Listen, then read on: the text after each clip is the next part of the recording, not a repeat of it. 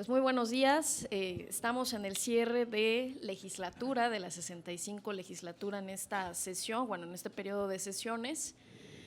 Y por tanto también vamos a dar por cierre a un año desde que inició la Cátedra Bicentenario sobre Estudios de los Estados Unidos de América, la cual se hizo a través del Espacio Cultural San Lázaro, que es un espacio que se promueve para aperturar a la Cámara de Diputados, que no sea una caja negra, sino que representa un contacto con la ciudadanía y los sectores estratégicos, como es la academia, son las cámaras, también los sindicatos, muchas otras representaciones. El espacio cultural ha hecho diversas actividades y nosotros el 14 de diciembre del año pasado, junto con la Bienal del Embajador de los Estados Unidos, que en Salazar, también con la representación o el apoyo, porque hicimos un acta bicentenario con la Cámara de Representantes, el Library of Congress y el Congressional Research Service, instalamos esta cátedra y tuvimos el compromiso que en este año haríamos diversas actividades en materia de academia,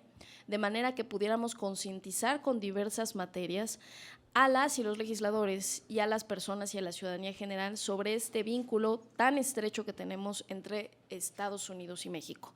Estados Unidos y México, su interrelación tanto territorial como histórica hace que seamos, o sea, así considerar, seamos los socios más cercanos y con más interdependencia que existe de todas las naciones. Entonces decidimos al final, pues en este año, equilibrándolo con el 14 de diciembre del año pasado, cerrar con lo que es el TEMEC y hablar sobre todo este procedimiento en materia laboral. Una de las distinciones, que esto ya nos lo dirán las personas dentro aquí en la mesa, y la idea es que podamos hacer un equilibrio desde los puntos de vista y perspectivas y concientizar sobre eso. El TEMEC tuvo la diferencia tanto en su capítulo medioambiental como también en el laboral, independientemente de otras materias que solo pues, se ajustaron o se actualizaron, como propiedad intelectual, industrial, pero particularmente en la materia laboral dejó diversos detalles y también generó distintas reformas en nuestro país para poder generar un equilibrio en un sector, ¿no? Y es lo que vamos a platicar, tanto las oportunidades, los desafíos, lo que nosotros tenemos que estar en altura de manera que esta nueva experiencia, esta nueva etapa en la relación de América del Norte y particularmente con los Estados Unidos permita fortalecernos en sí, ¿no? Y encontrar medios también de actualización de acuerdo a lo que el mismo TEMEC permite. Entonces, me da mucho gusto darles la bienvenida a todos los que están presentes y a las personas que nos están viendo de manera en línea. Y voy a presentarles a quienes nosotros tenemos en este momento en la mesa, antes de iniciar con la primera etapa que va a ser por parte de la conferencia de mi buen amigo Ricardo Aranda. Bueno, en la mesa nosotros vamos a tener a el maestro Ricardo Aranda Girard, que fue el encargado de ver el tema del capítulo laboral y bueno, los protocolos consecuentes que se hicieron, ya les platicará todo el proceso porque lo vivió en vivo y en directo, en las negociaciones del TEMEC por parte en ese entonces de la Secretaría de Economía. También vamos a tener a Carlos Villanueva, que es vicepresidente de Canacintra, es la Cámara de la Industria de nuestro país, que también pues, vivió este proceso en representación a su sector. Carlos Saavedra, que es secretario de Relaciones Internacionales de CATEM, que pues es muy importante porque dentro de los distintos sindicatos, bueno, confederación en este caso, es el que más ha evolucionado en su proceso de relación con Estados Unidos, entonces es muy importante también ver esa experiencia. Y vamos a tener también al doctor Roberto Cepeda, que es investigador del Centro de Investigaciones sobre América del Norte de la UNAM, que igualmente, pues, además de tener grandes experiencias de seguridad, ya lo hemos tenido en varias ocasiones en la Cátedra Bicentenario, ya tiene un andamiaje que se ha investigado desde el punto de vista académico sobre pues, los pros, contras, perspectivas que hay en este capítulo laboral. Bueno, dando esta apertura, pues estaremos iniciando con Ricardo Aranda, que es, por cierto, un buen amigo, ¿no? Que tenemos tiempo de ya conocernos y volvimos a coincidir en estos lares. Voy a explicar su semblanza antes de darle la palabra. Él es licenciado en Ciencias Políticas y Relaciones Internacionales por el Centro de Investigaciones y Docencia Económica, el CIDE. Es maestro de Derecho Internacional por el Tecnológico de Monterrey y actualmente es socio de la firma de consultoría de derechos y asuntos internacionales Dorantes Advisors. Anteriormente, Ricardo fungió como director general de la disciplina de Comercio Internacional de la Secretaría de Economía, posición en la que se encargó de la agenda de negociaciones internacionales en materia de comercio y trabajo, comercio y medio ambiente, propiedad intelectual y contratación pública. Y Ricardo participó en las negociaciones en diferentes tratados de libre comercio, entre los que también se cuentan el Tratado Integral y Progresista de la Asociación Transpacífico, que también, por cierto, hay un vínculo ahora con lo que vimos hace poco en noviembre, ¿no? Del APEC, ¿no? El Tratado de Libre Comercio entre los Estados Unidos mexicanos, el TEMEC, y en el TEMEC Ricardo fue el negociador encargado de las mesas relativas a los capítulos laboral y medio ambiente, ¿no? Lo que habías mencionado, Ricardo ha sido consejero editorial de la sección internacional del periódico Reforma, es docente en el Diplomado de Negociación Comercial Internacionales y organizado por la Secretaría de Economía y el Colegio de México, y es asociado del Consejo Mexicano de Asuntos Internacionales. Pues la mesa de diálogo es tuya, empezamos con toda la expertise y adelante, por favor, maestro. Muchas gracias. Muchas gracias, Dora. Saludo a quienes me acompañan aquí en la mesa. Me da mucho gusto conocerlos, me da mucho gusto estar acá con ustedes. De verdad, aprecio esta invitación y esta oportunidad de compartir algunas reflexiones y algunos puntos respecto a esta parte introductoria para entrar a una discusión más detallada sobre algo súper importante, muy importante, que es el siguiente paso respecto a qué va a pasar con el TEMEC. Quiero compartir, como les digo, una historia respecto a cómo ha ido evolucionando la discusión de este tipo de disciplinas, y para eso les quiero proyectar una presentación, pero hay manera de moverle a las láminas nada más, si nos pueden echar la mano, por favor.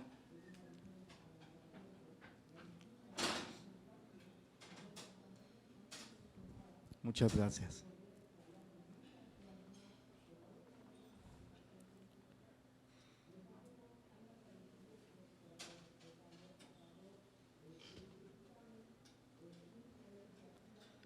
La que sigue, por favor. La presentación se compone de cuatro apartados. El primero relacionado a los antecedentes del capítulo laboral del TEMEC, el segundo respecto a esta primera parte del capítulo laboral, digamos el primer set, el primer conjunto de disciplinas que se acuerdan como parte del TEMEC en materia laboral, suscrito el 30 de noviembre de 2018. Luego, el protocolo modificatorio al TEMEC, que es la versión actual y que incorpora disciplinas que surgen como parte de una revisión de lo que se firmó en 2018 para poder ser aprobado de manera completa por los 3 países. Y finalmente, una breve serie de reflexiones respecto a qué puede seguir, cuáles son los pasos que debemos tener presentes a continuación en la implementación de este importante tratado y las discusiones al respecto, quizá de nuevas disciplinas. La siguiente, por favor.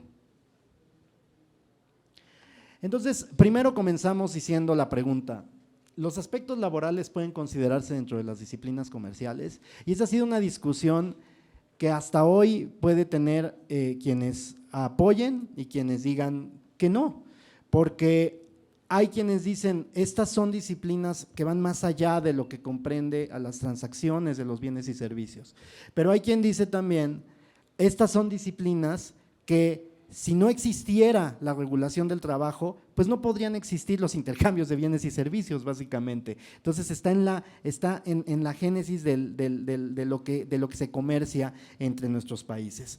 Es así que se incluye entonces el acuerdo paralelo sobre cooperación laboral de América del Norte, firmado en 1993, entra en vigor en 1994 y constituye un elemento clave para que las disciplinas, para que el Tratado de Libre Comercio de América del Norte pudiera entrar en vigor, ser aprobado por los 3 países. Y esto es algo que ocurre de manera similar, gracias, con el protocolo modificatorio al TEMEC. Hubo necesidad de incluir elementos laborales más estrictos, más ambiciosos para poder garantizar la aprobación de este tratado en nuestros socios comerciales. ¿Por qué pongo la siguiente línea? Que es un acuerdo compuesto por 7 partes, 55 artículos, 7 anexos, porque no se trata de una simple carta paralela, es un tratado internacional en toda la extensión de la palabra. Y es un tratado que prevé una serie de disciplinas que son las primeras en materia laboral en un instrumento de carácter comercial. A esto le denomino yo las disciplinas de primera generación en materia laboral. Pasamos a la siguiente, por favor. Ese es el contenido del acuerdo. Se reconoce la necesidad de complementar los beneficios del Tratado de Libre Comercio a través de una potenciación de los recursos humanos, de una generación de mayores oportunidades de capacitación y de una cooperación. Y este énfasis es muy importante, la cooperación. Como su nombre lo indica, el Acuerdo de Cooperación Laboral de América del Norte va orientado hacia esa agenda, es eminentemente cooperativo. Incluye, no obstante, una obligación de las partes para aplicar de manera efectiva su legislación laboral. Esto quiere decir que no se cometan omisiones voluntarias o involuntarias respecto a la aplicación de esa legislación, y hay definiciones específicas al respecto. Establece también una estructura institucional a través de un consejo de ministros, un secretariado y oficinas administrativas nacionales que se enfocan en potenciar la cooperación. Como digo yo, el énfasis es la cooperación. Y un mecanismo de solución de controversias con características muy especiales. ¿Por qué? Porque tiene un ámbito de aplicación reducido, tiene plazos específicos diferentes a los del mecanismo del tratado, del Telecan. Y ese ámbito de aplicación reducido consiste en que, si bien incluía 11 principios laborales este acuerdo, solamente 3 podían ser llevados a panel. Los principios relativos al trabajo de menores, a seguridad y salud en el trabajo y a salarios mínimos. Había una preocupación desde entonces por la aplicación de los derechos de libertad de asociación y reconocimiento del derecho a la negociación colectiva en México, pero esos derechos no podían ser llevados a panel a partir de este instrumento. Y también un esquema de peticiones que son conocidas como quejas en materia de aplicación de la legislación laboral. Ese mecanismo fue un poco más activo, porque como vamos a ver en la siguiente lámina, por favor, ahí tenemos un balance de la aplicación del tratado. Comunicaciones públicas desde 1994 hasta el 2020. ¿Qué consisten las comunicaciones públicas? Que es el último punto de la lámina previa. Comunicaciones que particulares pueden presentarle a los gobiernos para decirle, aquí está habiendo una omisión. El gobierno la analizaba, se la compartía a la contraparte, se analizaban y se llegaban a conclusiones que podían derivar en acciones cooperativas para resolver o atender de cierto modo el punto del que se estaba generando esa inquietud. Tenemos 45 en total, 25 contra México, 17 contra Estados Unidos y 3 contra Canadá. En la presentación de este tipo de comunicaciones no había limitaciones respecto a los derechos laborales, y es quizá por eso que fue un mecanismo mucho más fructífero que el de recurso a panel, que como verán al calce de la lámina, solamente 0, o sea, no hay nada. No hubo un solo panel establecido, y eso, como vamos a ver a continuación, y yo no estoy diciendo que eso sea un indicador de que funcione o no el acuerdo, simplemente estoy presentando los números, pero lo que quiero señalar es que eso fue algo de lo que se buscó atender por ciertos actores en la negociación del TEMEC. Y tenemos como actividades de cooperación, vean el número tan importante que se desarrollaron, con una clara ventaja a partir de los derechos de libertad de asociación que lidera, digamos, las actividades de 99 actividades, 45% seguridad e higiene, 12% libertad de asociación. Luego tenemos mercados laborales y así sucesivamente respecto a los temas que motivaron estas actividades. Pasamos a la siguiente lámina, por favor. Ahora, ese es el balance del ACLAN, como se le dice por sus siglas.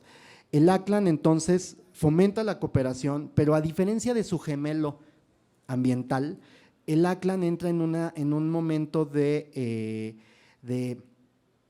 mucha, pues entra en una estática, digamos, porque durante la década de 2010 deja de haber intercambios, deja de haber una constante interacción entre las partes a partir de lo establecido en el acuerdo, y surge entonces la necesidad de parte de algunos actores de decir, esto se tiene que actualizar, esto se tiene que modernizar, esto se tiene que mejorar. Y casualmente, en paralelo, en el año 2012, México entra a una negociación que a veces no es tan mencionada en materia laboral, pero es la negociación del Tratado de Asociación Transpacífico, el TPP originalmente llamado, que al final se llama TIPAD porque Estados Unidos se retira de esa negociación. Pero ese capítulo, ese tratado fue el primer capítulo como parte de un instrumento comercial que se negocia en materia laboral por México. México no había incluido un capítulo laboral en sus tratados de libre comercio. ¿Por qué? Porque lo que teníamos antes era un acuerdo paralelo. Entonces, lo que hay acá es un mecanismo, una serie de disposiciones que ya están dentro del cuerpo del tratado. ¿Y por qué es tan relevante decir esto? Porque esas disciplinas ya son exigibles por virtud del mecanismo de solución de controversias del tratado. Ya no tienen un mecanismo específico o aparte como ocurría en el acuerdo paralelo. ¿Y por qué es también destacable el TIPAD? Primero, porque más allá también de la cobertura del mecanismo de solución de controversias y que es el primer capítulo laboral incorporado en un tratado que México firmaría, tenemos aquí una serie de obligaciones que al concluir la negociación existe presión de parte de Estados Unidos y quizá otros países también, pero principalmente de Estados Unidos, por lograr que México avanzara aún más en una actualización de su marco jurídico. Y esta actualización del marco jurídico no nomás se buscó en México, se buscó también en otros socios comerciales como Malasia, como Brunei, como Vietnam, y con ellos Estados Unidos discutió y en algunos casos acordó planes de acción que serían suscritos y puestos en marcha en cuanto el tratado se suscribiera y se pusiera en marcha. En el caso de México no hubo un plan de acción, pero hubo discusiones que contribuyeron a que se llevara a cabo una serie de consultas públicas para concretar una reforma. Y esa reforma de gran calado en materia laboral se publica a través de un decreto el 24 de febrero de 2017 y reforma el artículo 123 de la Constitución. Entonces, hay una relación entre el impacto que tuvo el TPP en materia laboral y no nada más es su capítulo, sino la manera en la que se discuten y se llevan a la práctica esas obligaciones en el marco legal mexicano, que quizá no resulta evidente. Y esa es un poco yo quiero destacar acá la trascendencia de ese instrumento comercial en materia laboral. Y después, bueno, pues es una historia más reciente. Tenemos el TEMEC y del TEMEC vamos a platicar en un momento, pero como ustedes verán, pasamos de un acuerdo paralelo, un capítulo, otro capítulo, pero también un anexo específico aplicable a México, el anexo 23A en el TEMEC y los mecanismos laborales de respuesta rápida, aplicables esencialmente a México también. Pasamos a la siguiente, por favor. Tenemos aquí el contexto de la negociación del TEMEC 2018. El contexto consiste, ¿qué elementos hay que considerar? Y yo suelo hacer énfasis en esto cuando platico al respecto. Tenemos un contexto en el que Estados Unidos sale del TIPAD, del TPP, entonces evoluciona ese acuerdo hacia denominarse TIPAD y entrar en vigor como tal. Amerita toda una conversación aparte. Estados Unidos se retira, entonces Estados Unidos no tenía un régimen laboral en su Tratado de Libre Comercio con México, salvo el Acuerdo de Cooperación Laboral de América del Norte, que como ya vimos, como ya platiqué, pues tenía críticas serias respecto a su funcionamiento y la manera en la que se podía obligar a las partes a cumplir con su legislación. Tenemos entonces también un capítulo laboral que se negocia nuevamente como parte de un tratado, pero que ahora sí va a regir América del Norte. Esta es la oportunidad para Estados Unidos de decir, quiero aquí un capítulo robusto, fuerte, ambicioso, pero también para México y Canadá. Y aquí, por eso, me gusta mencionar también, creo que son elementos muy importantes, además de la nueva administración en Estados Unidos, que era la de el expresidente Trump, que llevó a este proceso a iniciar, en Canadá teníamos una administración con un nuevo enfoque a partir de 2015, que era la administración de Justin Trudeau, el primer ministro Trudeau. Y el primer ministro Trudeau defendía una política progresista, como él le denominaba, y esto involucraba disposiciones laborales ambiciosas dentro de los tratados de libre comercio. También tenemos, pues como decía yo, las críticas al ACLAN y un punto muy importante, entre la negociación y la entrada en vigor del ACLAN y la negociación del TEMEC, el inicio de la negociación del TEMEC, ocurre que Estados Unidos negocia más tratados de libre comercio con capítulos laborales y dentro de esos tratados de libre comercio incorpora una cláusula de cumplimiento que se refiere a cómo las partes tienen que cumplir su ley laboral para evitar ser llevadas a panel. Esa cláusula de cumplimiento fue objeto del primer panel en otro tratado, en el tratado que tenía Estados Unidos con Centroamérica y República Dominicana, el CAFTA-DR. Y ese tratado de libre comercio da como resultado que Estados Unidos pues pierde esa demanda que pone ante el panel, porque la manera en la que estaba fraseada esta prueba que tenía que demostrar Estados Unidos, que era la siguiente: ninguna parte dejará de aplicar su legislación laboral a través de un curso de acción o inacción sostenido o recurrente, de manera que afecte el comercio o la inversión entre las partes. Esa parte de manera que afecte el comercio o la inversión entre las partes fue muy difícil de probar, de acuerdo con el panel, y el panel no le da la razón a Estados Unidos. En consecuencia, Estados Unidos y muchos actores al interior de Estados Unidos tienen esta necesidad de corregir ese error, precisar ese texto para garantizar que futuros paneles no tengan ese mismo resultado. Y para concluir, tenemos que la reforma constitucional del 24 de febrero de 2017 se debería implementar un año después. Tenían que hacerse los ajustes legislativos un año después.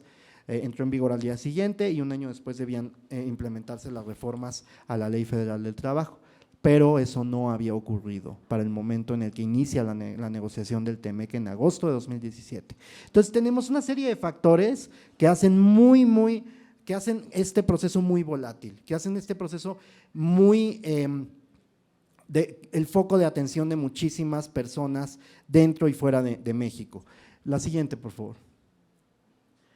Ese es el contenido del TEMEC respecto al contenido del TIPAD. Y pongo esta lámina nada más para señalar en color rojo del lado derecho los artículos que adicional al contenido del TIPAD, y quiero aquí también ser claro en una cosa: el TIPAD no surge de la nada. Muchas de las disposiciones del TIPAD en materia laboral toman como base el contenido del Acuerdo Paralelo de Cooperación Laboral. Está el mecanismo de comunicaciones públicas, por ejemplo, está la cooperación, está lo que tiene que ver con los derechos laborales y la no derogación de leyes para efectos de implementarlos. Entonces, todas esas disposiciones parten del ACLA, no son idénticas, pero tienen como base ese esquema.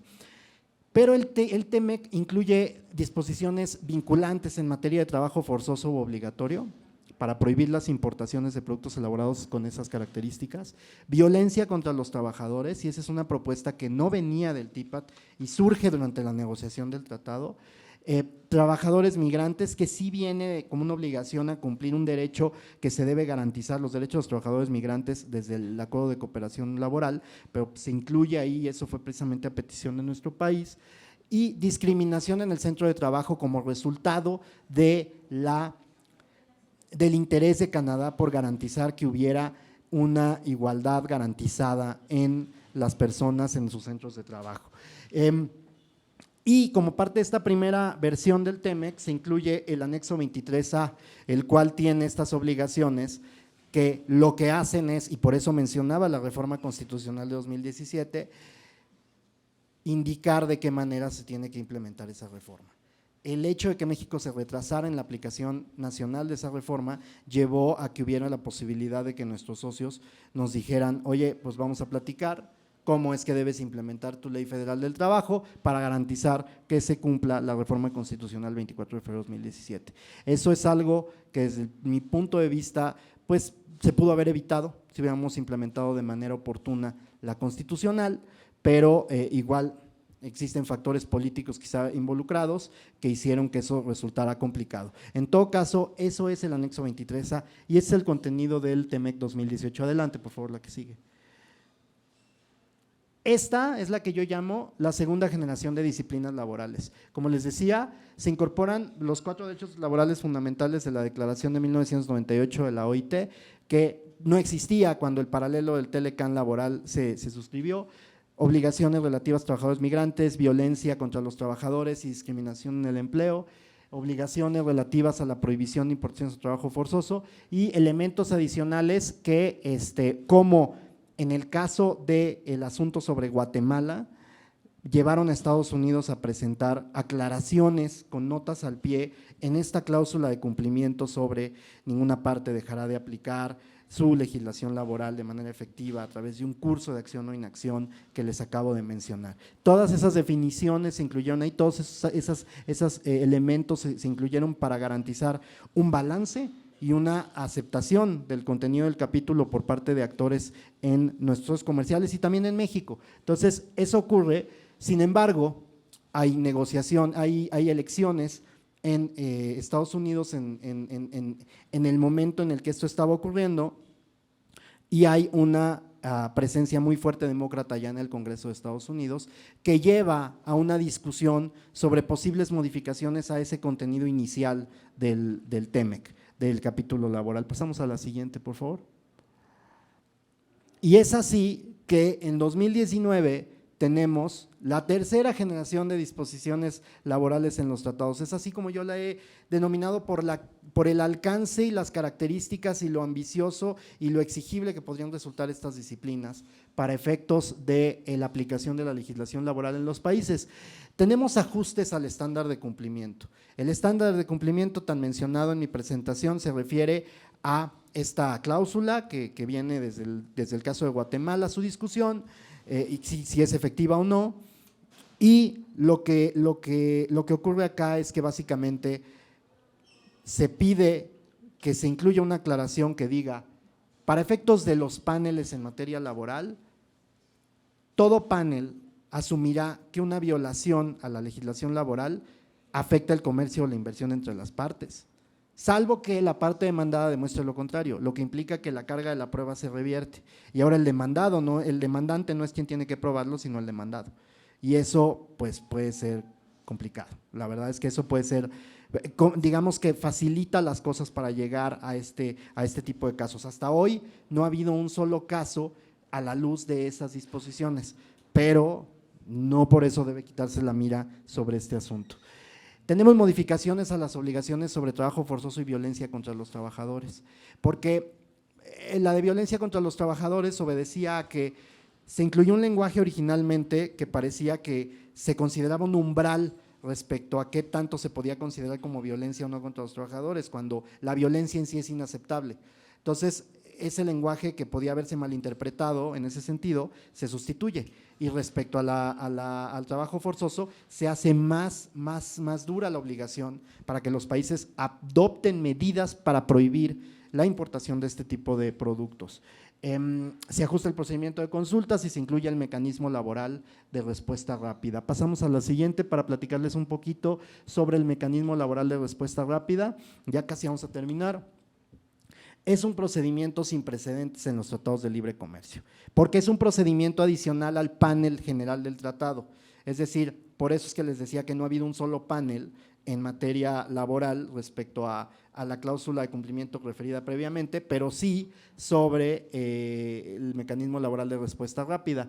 Aplica únicamente a México. ¿Por qué? Porque hay disposiciones que podrían llevar a que México presentara solicitudes contra Estados Unidos o Canadá, pero para eso se tiene que agotar el marco legal interno y eso hace que pues, resulte mucho más complejo para México que para las contrapartes presentar solicitudes contra la contraparte de Estados Unidos o de Canadá.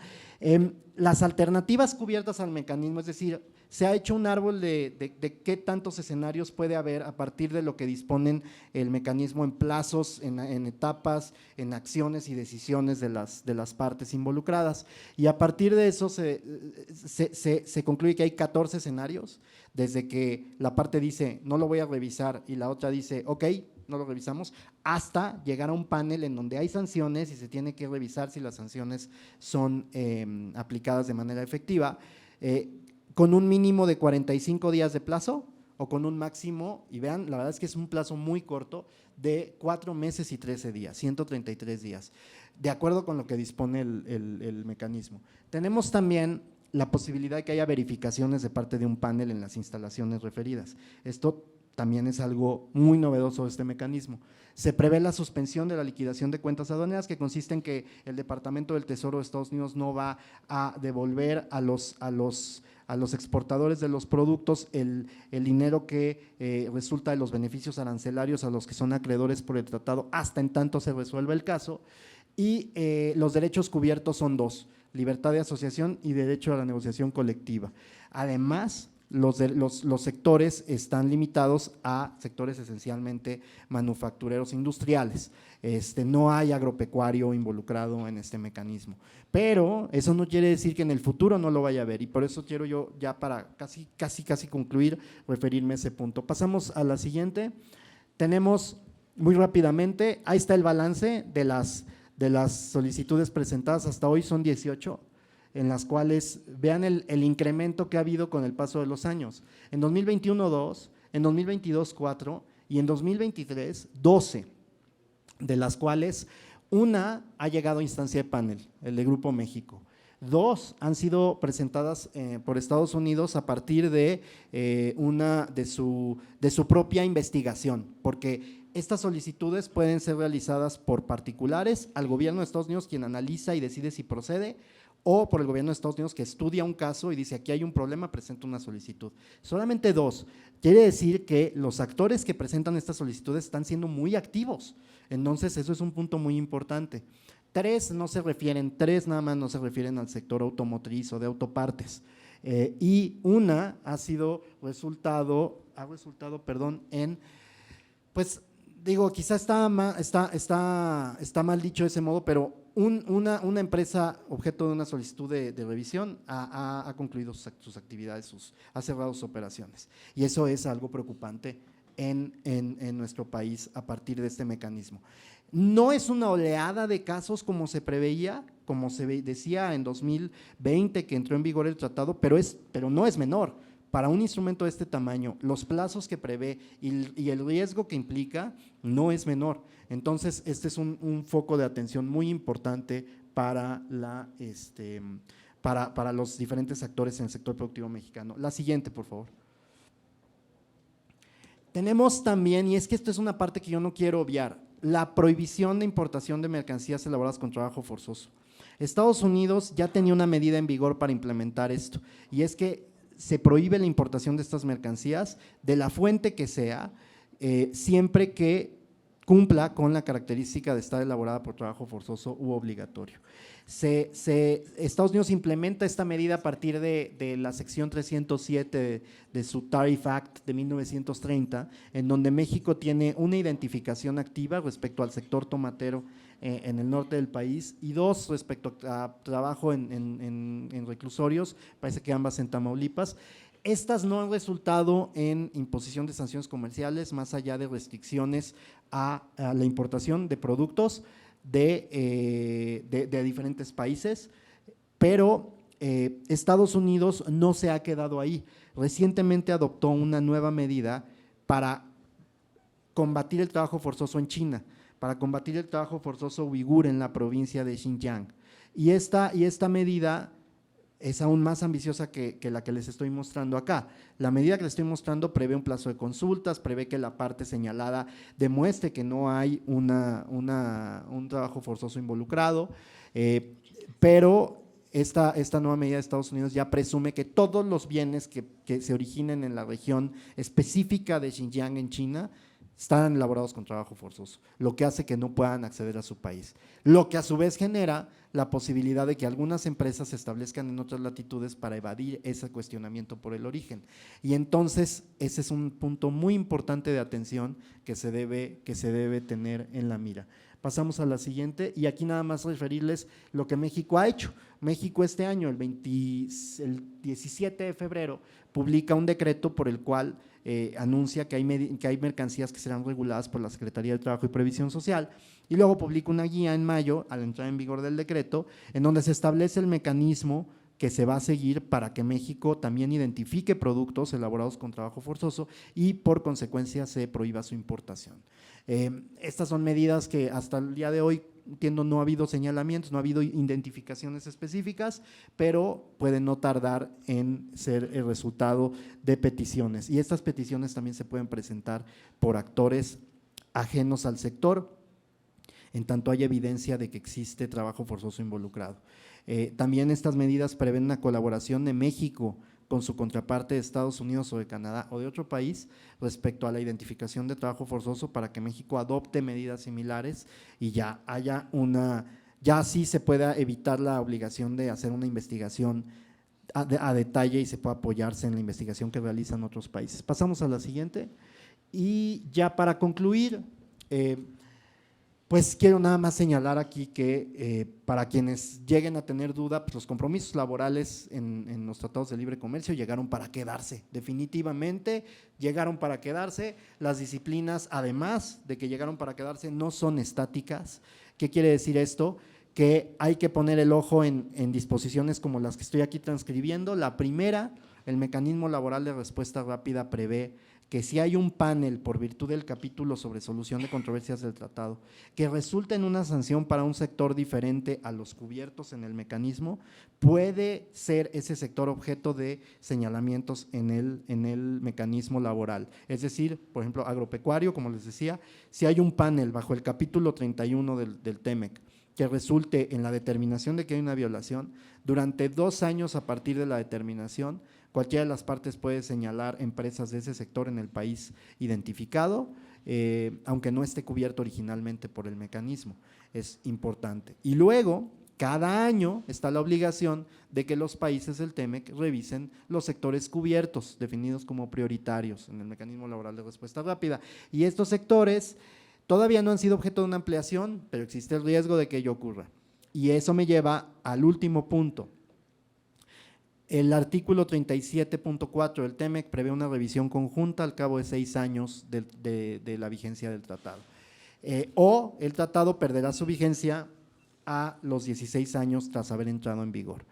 Esta revisión va a ocurrir en 2026 y es importante que conozcamos lo que ahí ocurra, lo que ahí se discuta y, de ser el caso, que se presenten propuestas con el fin de mejorar lo que se ha implementado de cierto modo y parece que le hace falta alguna precisión. Por ejemplo, si ustedes revisan las solicitudes de revisión que Estados Unidos presenta al amparo del mecanismo laboral de respuesta rápida, verán que el lenguaje que se ocupa es súper vago respecto a las acciones que se están señalando.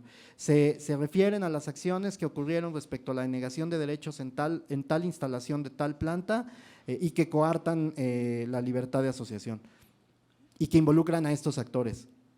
¿Cuáles? ¿No? O sea, puede que haya ahí una ventana para decir, oye, explícame más, que el mecanismo laboral de respuesta rápida prevea disposiciones para que lo que tú me digas me ayude a mí en una investigación que yo como Secretaría del Trabajo tengo que conducir en 10 días, revisar puntualmente. U otra cosa un poco más arriesgada y difícil, francamente, porque se discutió durante las negociaciones del capítulo, incorporar los convenios de la OIT, los convenios fundamentales de la Organización Internacional del Trabajo al capítulo laboral. México es parte de todos, Canadá es parte de todos, Estados Unidos no es parte de todos, pues, ¿por qué no pensamos hacerlo si realmente la apuesta es ser ambiciosos en materia laboral? Entonces, bueno, los dejo con esta reflexión y simplemente es indispensable que estemos atentos a esto que puede ocurrir. Muchas gracias y perdón por haberme extendido en el tiempo. Muchas gracias, maestro Ricardo. Vamos a ver alrededor de la mesa, precisamente con eso, pues ya vieron el ahondamiento que existe, pues muchas brechas, muchas aristas para el tema de laboral, la amplitud con que se dejó. Y lo que llama la atención, pues, este ejercicio bilateral, ¿no? México, Estados Unidos, Canadá, y que los procedimientos, si bien sé, pues en Estados Unidos normalmente son más en materia de arbitraje, o sea, la empresa sindicato allá en Estados Unidos pagan equitativamente su mecanismo de arbitraje para que haya una igualdad, no hay un involucramiento propiamente del Estado y los procedimientos judiciales de allá son distintos a los de acá, ¿no? Que puede generar desventajas a México respecto a su queja ya, a diferencia de lo que ellos pueden hacer respecto a México. Entonces, pero dejo esos espacios para que los demás actores también nos puedan expresar pues el rol o cómo es que se han visto involucrados en este tema de laboral por parte del TEMEC. Entonces, le voy a dar la palabra a Carlos Villanueva, también un buen amigo, vicepresidente nacional de los Objetivos de Desarrollo Sostenible de Canacintra. Ellos actualmente tuvieron nueva incorporación, ¿no?, de autoridades, directivos dentro de Canacintra. Él es director general de Caisma International Trading Company, empresa especializada en consultoría, en desarrollo de cadenas de proveeduría y metodologías de crecimiento para el desarrollo económico. A lo largo de su trayectoria ha asesorado a más de 7,000 empresas a través de programas gubernamentales, diseñado procesos de asesoría y capacitación para emprendedores, startups y MIPYMES, y ha diseñado procesos de especificación para exportación, desarrollo de cadenas de valor y clústeres. Ha sido miembro de Canacintra desde el 2012, donde ha ostentado distintos cargos como tesorero del sector de tecnologías de información, presidente de la rama de especialistas de tecnología de información, vicepresidente de Jóvenes Industriales y actualmente forma parte de la mesa directiva del organismo. Fue representante de la Secretaría de Economía, CONACYT, Estrategia Digital Nacional, en el periodo 2013-2018 como parte del mismo organismo y fue asesor en temas de tecnología a través del CCE, en representación de Canacintra para las negociaciones del TEMEC, como miembro en el cuarto de junto, ¿no? Ya nos explicará también por un tema, porque nos están viendo de distintos espacios, qué significa el cuarto de junto. Cuenta con estudios de Relaciones Internacionales y Economía en el ITAM y en la UNAM, en la Facultad de Ciencias Políticas y Sociales. Pues adelante, estimado Carlos. Muchísimas gracias, Dora, y saludo a todos los integrantes de la mesa. Muchísimas gracias por compartirla conmigo. Bueno, quisiera empezar en este caso con el punto que refería Ricardo, referente a la forma en la que hay diferentes tipos de coincidencias de que el tema laboral y la forma en la que se entrelaza en un tratado comercial. Desde la perspectiva de nuestra organización, evidentemente sí forma parte el tema laboral de un tratado comercial. Sin embargo, no hay que olvidar el tema de la importancia referente al tema del documento con el que del que estamos hablando. En el caso de un tratado comercial, el objetivo principal es el tema del desarrollo económico, el tema de la forma en la que interactúan los tres países que están firmando en el tratado y cómo podemos indicar una mejor relación comercial entre los tres, ¿no? Y siendo uno de los temas importantes el tema laboral, esto impacta directamente en los temas del tratado. Sin embargo, no es un tratado laboral per se. Entonces, al darle la importancia necesaria al tema de las relaciones comerciales, lo primero que vemos es que por parte de las autoridades mexicanas no ha habido una cohesión en el tema de competitividad, innovación e industria en conjunto con el tema laboral. Si bien es cierto que los tres mercados son muy diferentes en temas de competitividad y México puede tener un lag mayor comparado con Estados Unidos y Canadá, una forma de proteger el tema de los derechos laborales o de cómo tener un mejor ecosistema laboral en México recae directamente en temas de competitividad, de innovación, desarrollo y tecnología y de inversión en otros componentes que permiten y facilitan que este tipo de reformas y este tipo de defensa de derechos que están buscando en el tratado se puedan implementar. Nosotros en la Cámara evidentemente estamos a favor de mejorar las condiciones laborales en México porque son parte vital de la forma en la que nosotros estamos desarrollando nuestro modelo económico. Sin embargo, al darle esta importancia en materia de reformas laborales para poder cumplimentar con el Tratado de Libre Comercio y dejar de lado otros estímulos que en administraciones pasadas se estuvieron dando a lo largo de prácticamente las últimas administraciones desde la firma del TIMEC, como los proyectos de innovación, los fondos de tecnología, incluso el ya extinto Instituto Nacional del Emprendedor de la Secretaría de Economía o las relaciones de la Subsecretaría de Industria y Comercio para poder corregir temas de competitividad con el tratado. Al dejarlas de lado, lo que están generando es que se elevan directamente las responsabilidades y las cargas a la industria, de manera en específico por el tema de la industria de manufactura, y del otro lado, no hay condiciones dentro del ecosistema en México para poder desarrollarlos de una manera más eficiente o poder mitigar los costos. Entonces, de manera general, en primer lugar, lo que nosotros vemos es que pese a que los tratados comerciales son para elevar la competitividad de los países que están integrados, a México le está costando más trabajo ser competitivo para el mercado de Estados Unidos y de Canadá al momento de tener mayores responsabilidades que evidentemente son necesarias para tener un buen ecosistema en México y por el otro lado no hay una política integral en donde se puedan corregir las diferentes disrupciones económicas que tenemos en materia de innovación.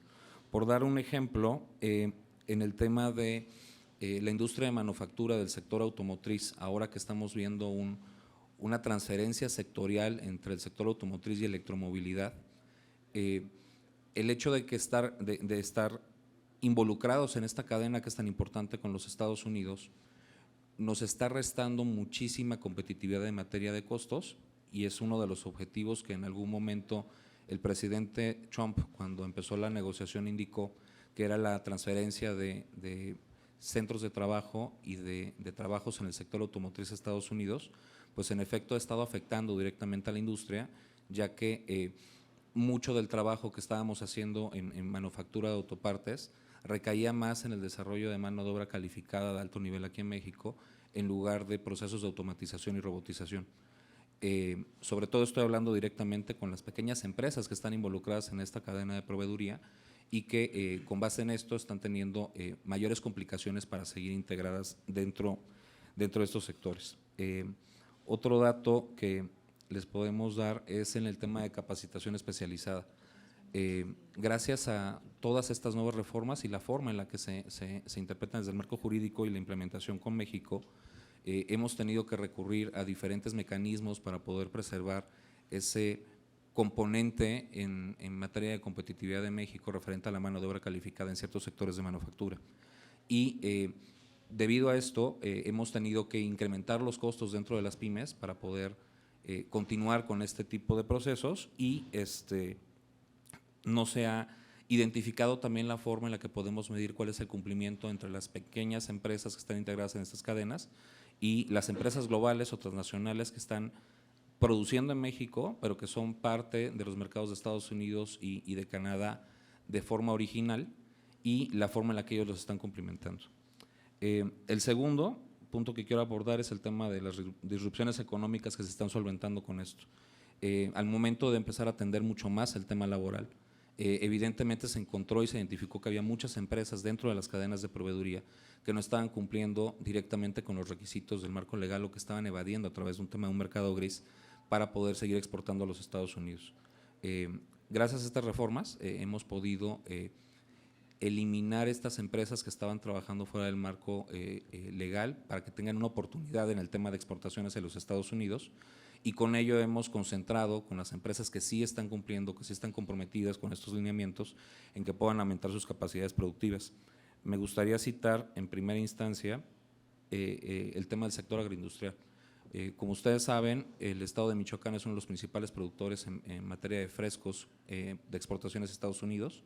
Solamente en la cadena de aguacate son más o menos 3,000 millones de dólares al año lo que se tiene de ventas directas de este tipo de producto, y hay muchas empresas que estaban produciendo directamente el aguacate, pero que se habían identificado que no tenían prácticas leales, sobre todo en el tema de trabajo forzado, y gracias a estas últimas reformas y a la forma en la que se está interpretando con el TIMEC, estas empresas han dejado de elaborar activamente dentro del mercado local, y las hectáreas ya han sido rentadas a los propietarios directamente por empresas que sí cumplimentan con este tipo de lineamientos, y a su vez también ofrecen otro tipo de recursos para que el personal pueda elevar su calidad de vida.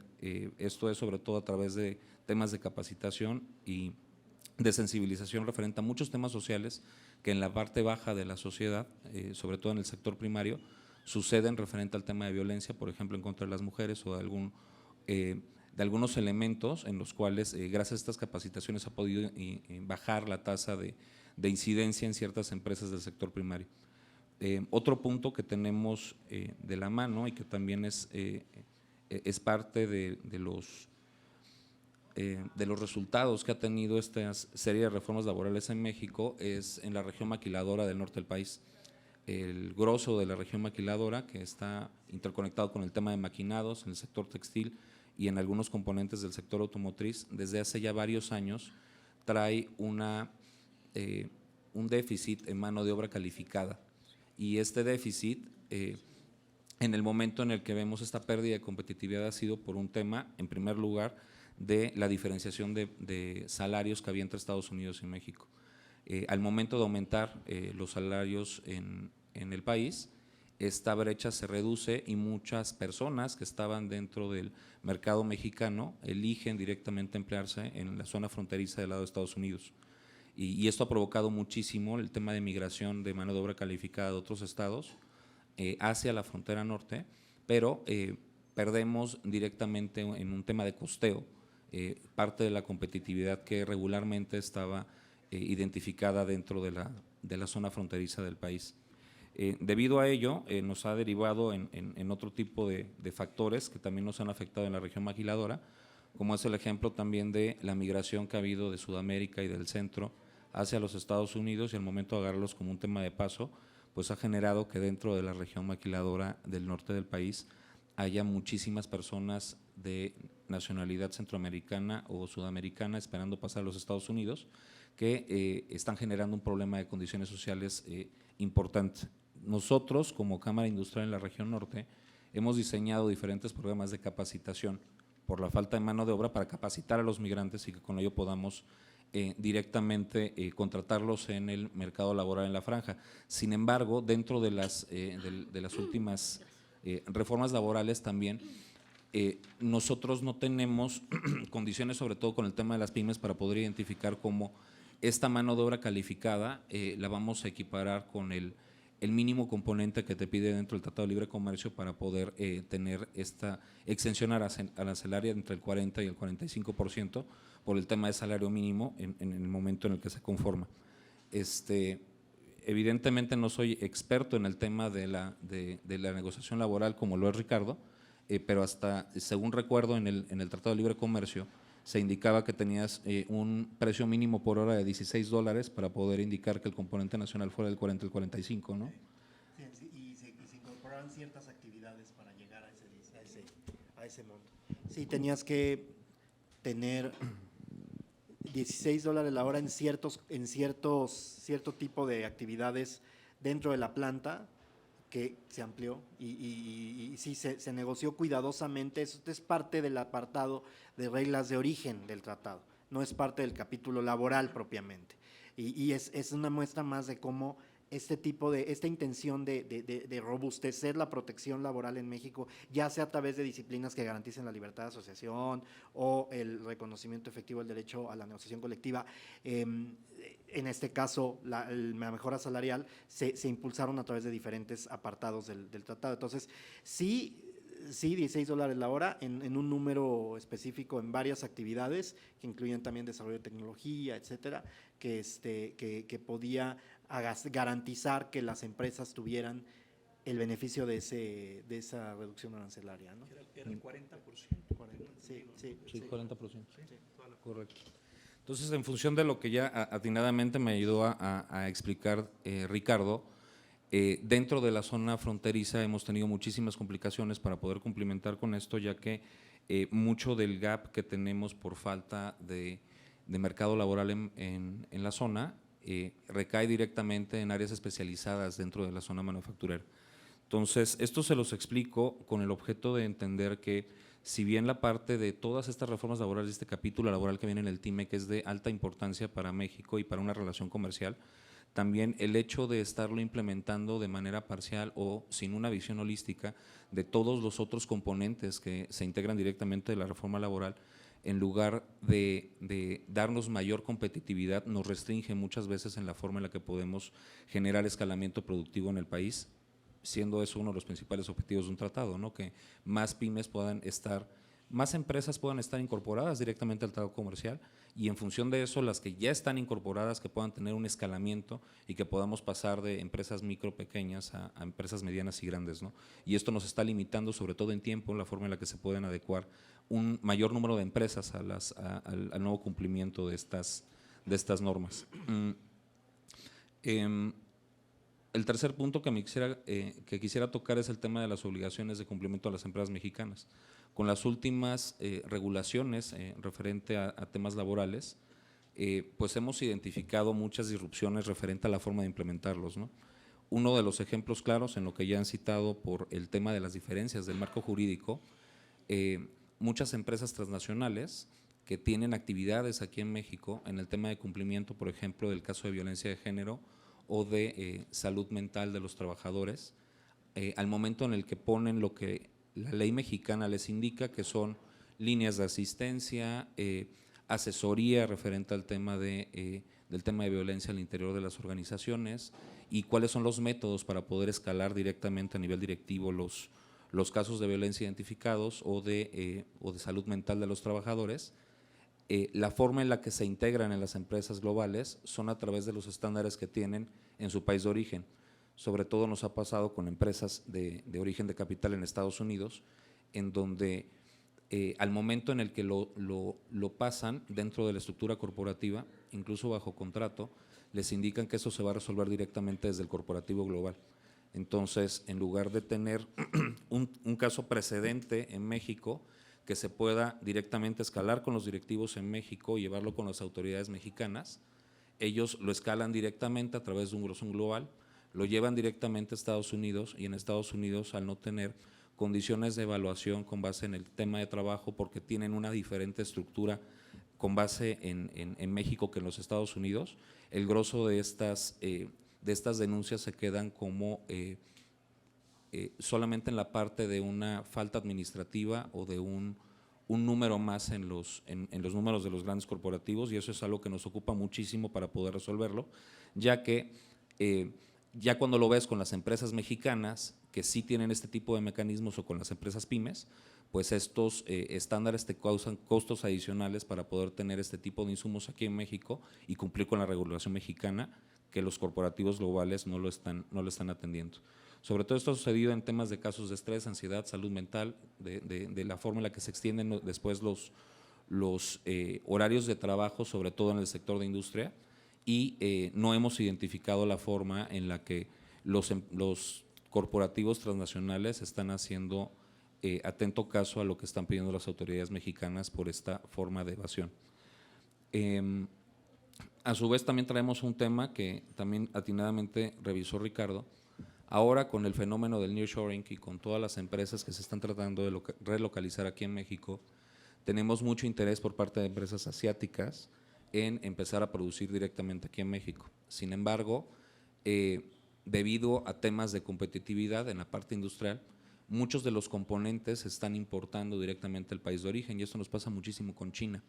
Entonces, al momento de estar importando componentes, son miles de empresas que están ahorita revisadas por el tema de trabajo forzoso dentro de China por parte de las autoridades estadounidenses, y al momento de que estas piezas se están internando directamente en el país, pasan a través de un tercero. Esto es el que maquila en China, que está siendo revisado por los Estados Unidos, le está entregando a la empresa que está directamente importándolas a México como un componente adicional dentro de su cadena de proveeduría, y esto está sucediendo muchísimo en las empresas que están integradas en el sector automotriz. Entonces, en función de esto, evidentemente para nosotros y con la nueva regulación que entró este año a principios, como atinadamente lo cita Ricardo, pues también nos genera un tema de falta de competitividad y también de aumento de los costos internos, debido al análisis que debemos de hacer también en el momento en el que estas empresas interactúan con una mexicana o un tercero. Y esto hace mucho más complejo también la forma de cumplimiento de lo que cita el Tratado de Libre Comercio, sobre todo para las empresas pequeñas y medianas. Por último, me gustaría citar pues el tema de cuáles son las necesidades de la industria en esto, ¿no? Evidentemente esto no tiene que ver solamente con el cumplimiento de un tema laboral o del cumplimiento de un tratado comercial, sino esto nos expone que la falta de una política industrial en México pues nos está dejando en una posición en donde ser competitivo le está costando más al sector privado de lo que le estaba costando en otros años, y esto genera que nos estemos desacelerando como economía, pese a que estemos creciendo a tasas interesantes. Hace aproximadamente una semana y media, 2 semanas, sacó la OCDE que nosotros nos estamos posicionando ya como la 11ª economía más grande del mundo y que ya habíamos rebasado a otros países después de la era de COVID, pero realmente esto, y no es por demeritar el esfuerzo que hacen desde la actividad legislativa del gobierno, pues ha sido provocado por la intensidad en la que el sector privado no ha dejado que bajen los índices de producción aquí en México, pese a que cada vez es más costoso y menos rentable producir debido a la gran carga de obligaciones que tenemos por un lado y la falta de estímulos que tenemos por el otro para poder empezar a innovar directamente en otro tipo de procesos que nos permitan ser más competitivos. Esto va directamente vinculado a un tema que bien conoce Dora, referente al tema de competitividad con innovación, desarrollo y ciencia y tecnología, ya que debido a que la mayoría de las soluciones tecnológicas que podemos adoptar dentro de la industria nacional las tenemos que importar o las tenemos que adecuar a las condiciones del mercado mexicano, y al no tener de una forma sólida productos que puedan ser de interés directo para la utilización dentro de la industria, esto nos incrementa de manera geométrica los costos y cada vez nos está costando más trabajo desde el sector privado poder mantener esas tasas de crecimiento. Evidentemente, si esto no se resuelve de la mano con las autoridades, en un periodo de mediano plazo podremos ver que va a haber una contracción directamente en el tema productivo en México, porque las empresas que están complementando con todos este tipo de procesos cada vez se están reduciendo más en número. Uno de los fenómenos que veíamos en los últimos 10 años en México es que la mayoría de las pymes tenían una vida muy pequeña, entre 2 y 5 años como máximo, sobre todo en el caso de las micros y las pequeñas, pero las empresas medianas y grandes estaban en constante crecimiento, o por lo menos se habían pasado esa barrera de confrontación en el mercado mexicano. Y ahora lo que hemos visto en los últimos 3 años es que hay muchas empresas medianas y grandes que ya tenían cierto tipo de procedimientos y que podían estar escalando, que están haciendo cada vez más recortes de personal, están cerrando plantas o se están contrayendo, tratando de hacer más efectivos sus procesos, y en el momento en el que invierten en el tema de tecnología, evidentemente también les falta muchísimo flujo para poder crecer y del otro lado ofrecer los empleos. Tenemos esos dos fenómenos, entonces esto genera que se esté generando que en México cada vez se esté vendiendo más por menos empresas, en lugar que estemos vendiendo más con más empresas involucradas dentro de la cadena, y uno de las consecuencias evidentemente es que tenemos que cumplir con mayores reglamentos y ejecución. Otro punto que nos interesa muchísimo y que hemos estado activamente a través de la Comisión de Enlace Legislativo revisando es el tema de los reglamentos y la ejecución de las reformas laborales, ya que si bien ya se enunciaron o ya se legislaron directamente cuáles son los principales inconvenientes que se tienen que resolver con estas reformas, la forma en la que nosotros tenemos que adecuar los procedimientos dentro de las empresas para poder cumplirlas, y en el momento en el que hay una revisión que tengamos todos los componentes necesarios para hacer una defensa efectiva de la empresa, todavía siguen siendo muy vagos o son muy generales, y eso no nos está dando la certeza jurídica necesaria para que podamos también hacer interacción con empresas transnacionales que quieren venir a México. Y el último es el tema del nearshoring y los retos que tenemos con la inversión extranjera directa, porque en el momento en el que empiezan a analizar ahora la complejidad de poder tener esas ventajas de estar en el mercado de Estados Unidos a través de nuestro Tratado de Libre Comercio, lo que visualizan muchas empresas extranjeras es que la complejidad jurídica en la que estamos ahora y la falta de una planta productiva en México altamente tecnificada genera que no haya condiciones tan certeras como las teníamos hace probablemente 5 o 10 años referente al tema de inversión. Hay muchísima incertidumbre referente a la forma en la que los pares mexicanos pueden estar complementando este tema jurídico y la forma que les va a impactar directamente en el momento de interactuar con las empresas mexicanas. De manera general sería esto. Yo realmente hablo muchísimo referente al tema de la industria mexicana, pero sobre todo de las pequeñas empresas, que son las que más están padeciendo no padeciendo, pero más les está costando trabajo involucrarse directamente en este tipo de cambios, y al final son una base importante dentro de nuestra economía.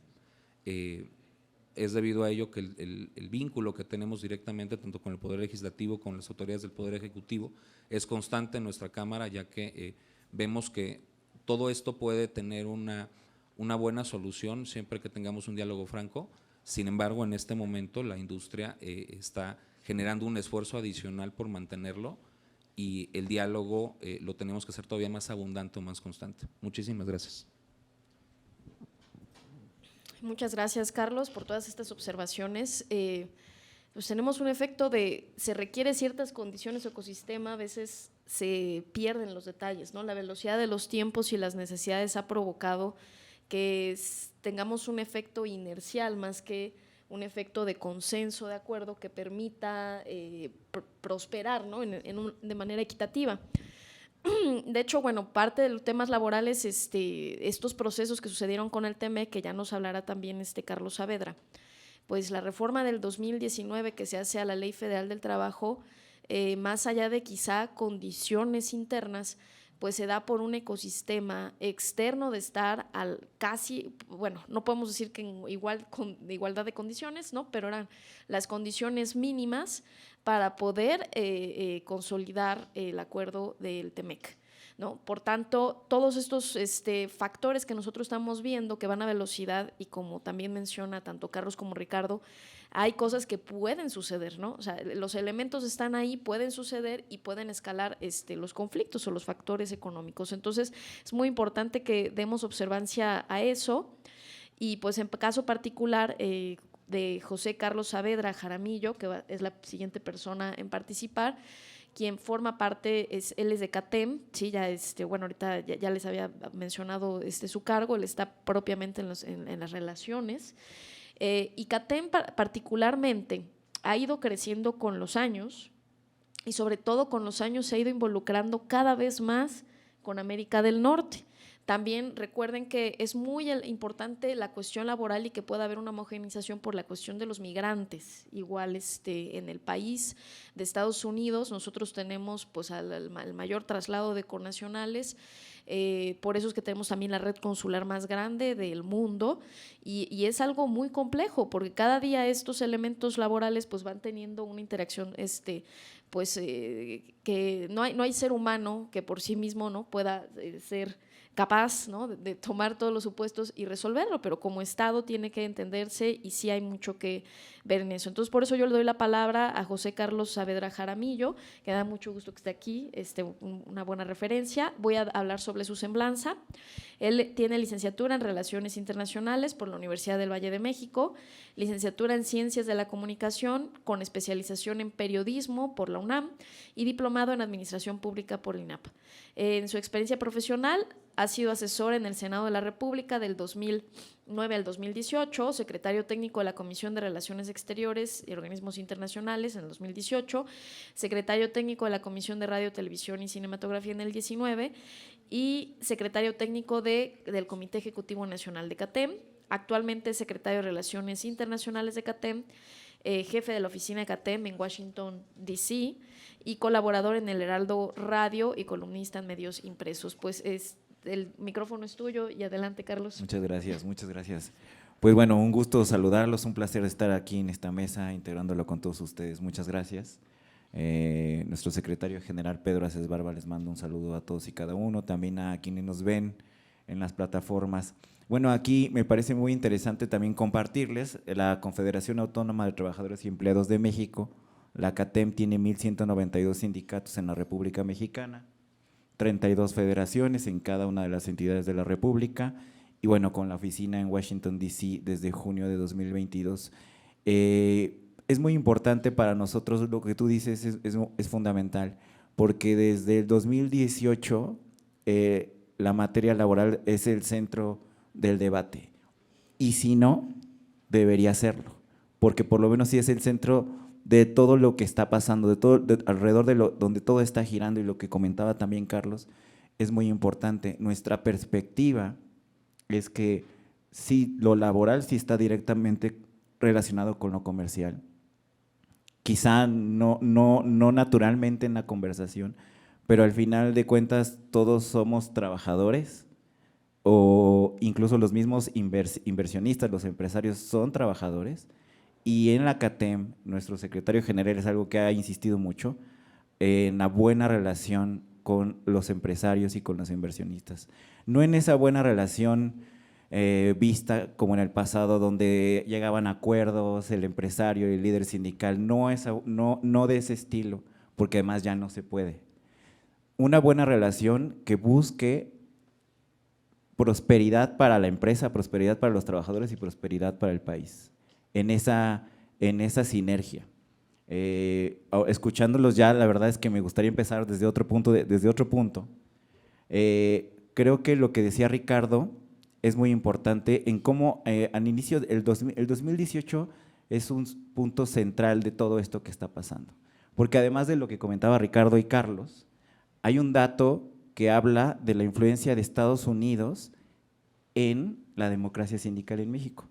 A finales de 2018, la Confederación Sindical Internacional expulsa a la CTM y a la CROC por malas prácticas, por esas malas prácticas que justo se ajustan con la reforma laboral y con el TEMEC. Previo, bueno, casi el mismo, creo que fue meses antes de la ratificación del convenio 98 en el Senado.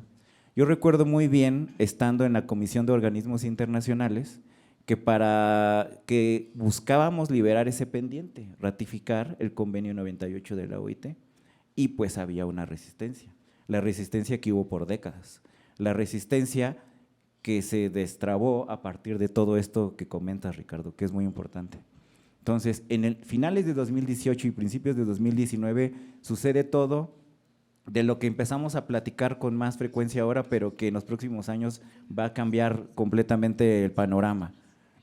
Estados Unidos entra en una dinámica política con los demócratas presionando, con Trump queriendo acabar con el Telecán.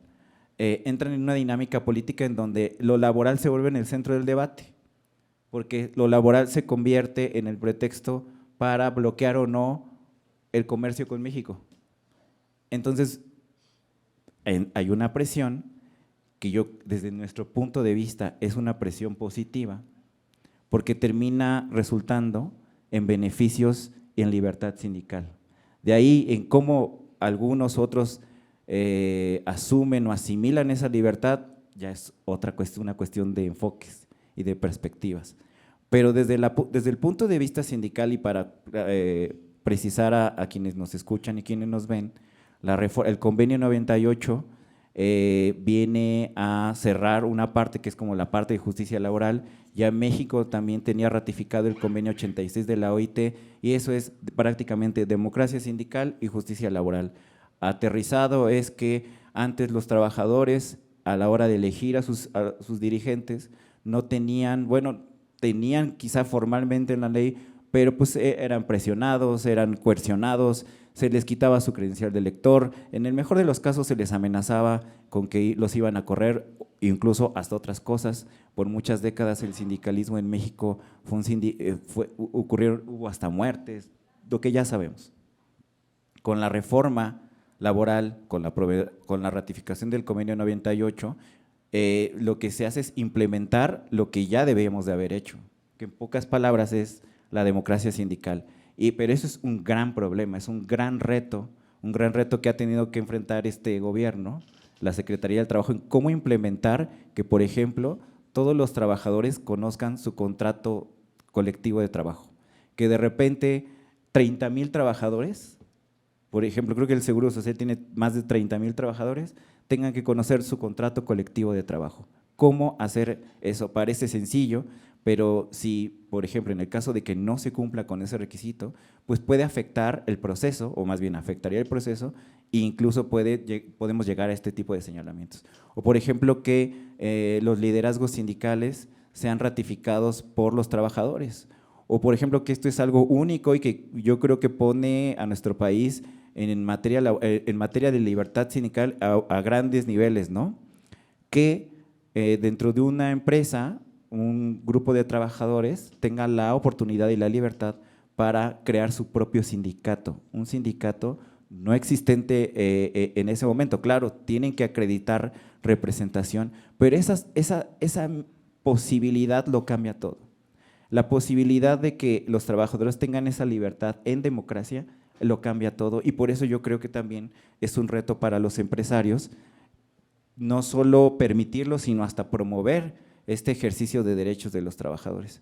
Eso, digamos, continuando en esta línea, abre la puerta para que otros sindicatos, otras centrales que en décadas pasadas no tenían pues la posibilidad de representar a los trabajadores, lo hagan.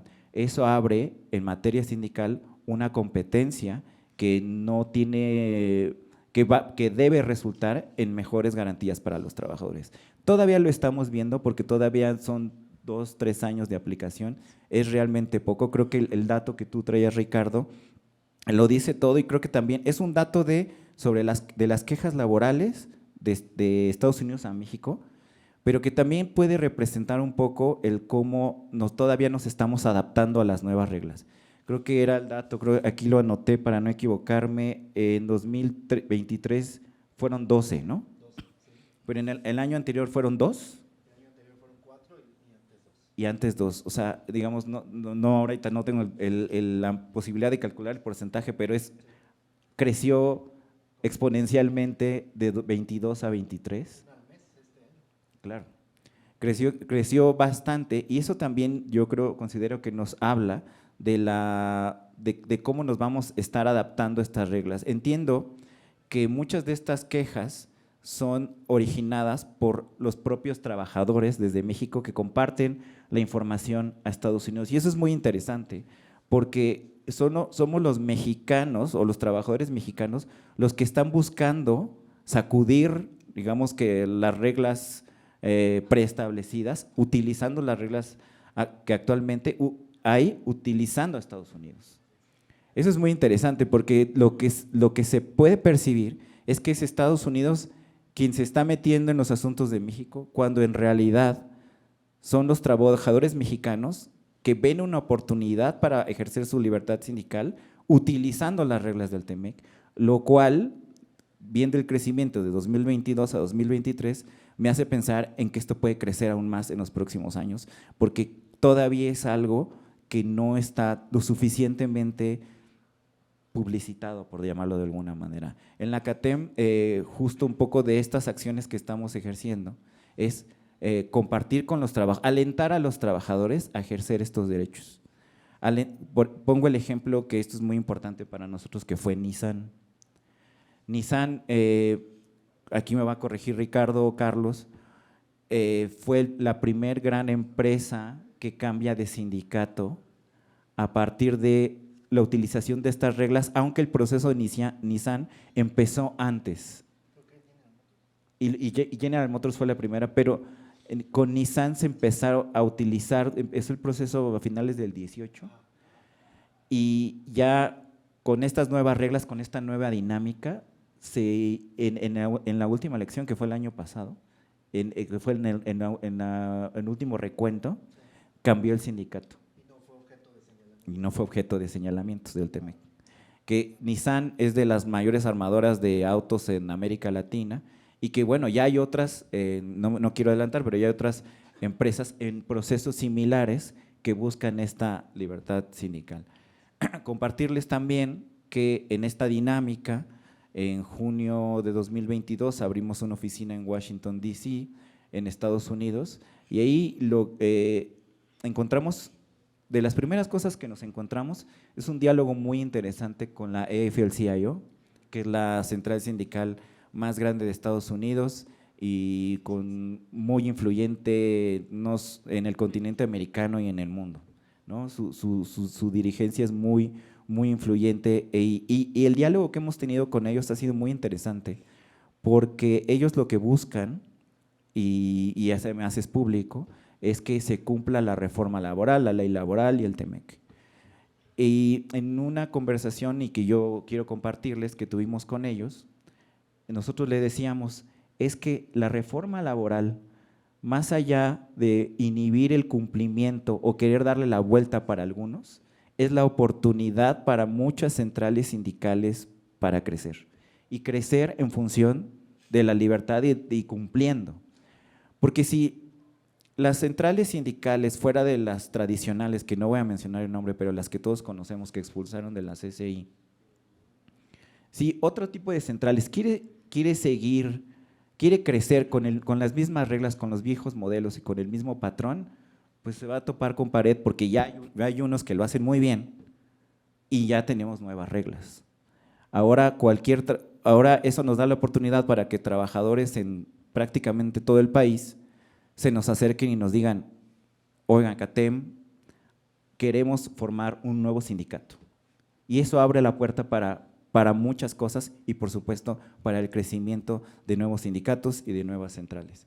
Nuestra intención en Estados Unidos es tener un diálogo, como lo tiene también el Consejo Coordinador Empresarial, tener un mecanismo de diálogo no solo con otras centrales sindicales de Estados Unidos, sino también con el propio gobierno de Estados Unidos. Hemos tenido la oportunidad también de dialogar pues, con frecuencia con el Departamento de Trabajo de Estados Unidos, con el Departamento de Estado de Estados Unidos y con cámaras empresariales, instituciones académicas. Eso también nos da la oportunidad para algo que dice mucho nuestro secretario general, que es el bien aprender, es el bien enseñar, y eso es lo que mucho estamos haciendo en nuestra acción internacional. Otra cosa que me parece interesante y que yo considero que es algo que nos ha dejado gran experiencia, es elaborar convenios de cooperación con otras centrales, que lo acabamos de hacer con la central sindical más importante de Canadá, que es la UFCW Canadá. Acabamos de hacer un convenio de colaboración justo sobre migración laboral. Canadá es sin duda uno de los países a donde hay mayor migración laboral mexicana pues legal, no hay de otra para llegar a Canadá. Y ellos estaban muy interesados en tener un aliado en México y nosotros también en elaborar como un protocolo para esta migración laboral legal. Otra cosa muy interesante, y no sé cómo ando de tiempo, otra cosa muy interesante es que también los trabajadores se han acercado a nosotros a partir del conocimiento de esta oficina en Estados Unidos. Y muchos empleadores en Estados Unidos también se han acercado a nosotros buscando como ese punto de conexión para una migración laboral ordenada. Para eso hemos tenido oportunidad también de platicar con gente acá en la Embajada de Estados Unidos, y lo que estamos buscando es que eso que siempre hemos buscado por muchos años como nación y como proyecto, que esta migración laboral no ordenada, el sindicalismo también participe y se haga responsable.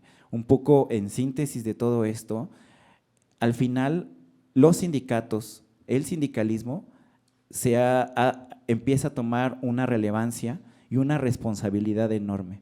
Yo nada más pienso en si un sindicato tradicional decide no implementar las reglas laborales ahora, pues no solo pone en riesgo su propia acción, pone en riesgo los trabajadores y pone en riesgo también la productividad del centro laboral. O sea, la acción sindical tradicional pone en riesgo la inversión, porque esperemos nunca llegar a ese caso, pero una de las sanciones del TEMEC, del mecanismo, es el bloqueo comercial del centro laboral, ¿no? Entonces eso sí sería algo pues que el inversionista, bueno, o el empleador, yo creo que debe de prevenir fomentando la libertad sindical. Por último, quisiera decir, acabamos de regresar de China y lo que comentabas es muy interesante. En China fuimos a esta cumbre de negocios y de inversiones, y el mensaje que nosotros dimos creo que es el mensaje que estamos tratando de permear con todos, es lo laboral, el sindicalismo tiene el potencial, pero debe ser un factor de certeza para las inversiones. No visto como como antaño, que es yo ya negocié con el empresario, no, sino más bien justo como lo que acaba de comentar. Nosotros cumplimos con la ley, nosotros tenemos esta visión global, nosotros capacitamos a los trabajadores, nosotros somos una herramienta para que tu inversión no corra riesgo, que eso nos parece muy importante. Ya por último, yo creo que ya debo cerrar. Otra cosa que se debe de encargar el sindicalismo ahora es la capacitación en coordinación con los empresarios. Eso es muy importante. Eso también podríamos, como de estos elementos que para las futuras revisiones del TEMEC, el tema de la capacitación, tomar algo ahí. Y bueno, yo agradecerles por esta participación. Creo que lo laboral debería de estar en todas las mesas, un representante del sindicalismo, y lo valoramos mucho, lo agradecemos. Muchas gracias. Muchas gracias, Carlos. Muy interesante. el proceso que hemos llevado de homologación, porque esa es la tendencia que se ha llevado al país, a pesar de que tenemos sistemas jurídicos distintos, el que nos hemos convertido más consuetudinarios, ¿no? Y hay un tema, por ejemplo, el 2019, una de las grandes reformas es que aceptan a los mayoritarios y a los minoritarios, aunque aquí todavía el minoritario no tiene voz y voto, pero eso es una homologación con la cuestión de Estados Unidos, porque en Estados Unidos pueden tener cuantos sindicatos quieran. Ahí quiero dejar, pues creo que es un desafío tanto para la empresa como el sindicato, que en la naturaleza o en la calidad de mercado que tenemos entre los Estados Unidos y México, creo que uno de los grandes desafíos que nosotros llevamos es la carga o la condición que teníamos de la distribución presupuestal y del gasto que puede tener el Estado. ¿A qué me refiero? Lo digo palabras, al número tan grande que tenemos de personas en la economía informal, y eso hablando estadísticamente en cuántos son los que tienen seguridad social. Y de esos analizar además la economía ilegal, ¿sí? O sea, ya no propiamente sabemos que hay un grupo que es los grupos del narcotráfico que concentran parte de esa fuerza, y por eso es una de las adversidades que tenemos entre Estados Unidos y México.